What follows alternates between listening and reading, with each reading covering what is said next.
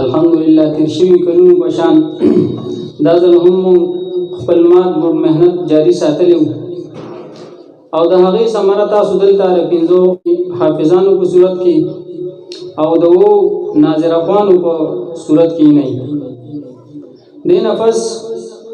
زه د هغه طالب علمانو او د هغې والدینو د مبارکباد پیش کوم چې کوم دلته په حفظ او ناظره باندې قرآن مجید ختم کړی دی او دلته پر راتلو باندې د خپل مهمانان خصوصي حضرت علامه عاصم عثمانی سے شیخ الحدیث حضرت مولانا مفتی کمال شاہ حقانی سے قاری المقری حضرت مولانا اسد اللہ حقانی سے حضرت مولانا فضل محمد سے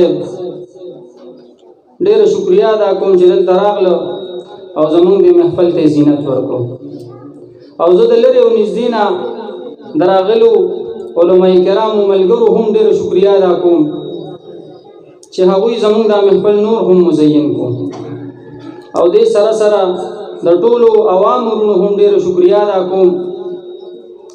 چې مونږ سره په دې دستربندۍ کې شریک شو او د انتظامیې والا او د خپل کلی والو هم ډېر شکریا ادا کوم چې دې دستربندۍ په انعقاد کې موږ سره پوره مرسته وکړه او دا محفل منعقد کو الله پاک دې تاسو ټولو ته دنیا او آخرت کې د دې بدلی درکړي واخر دعوانا ان الحمد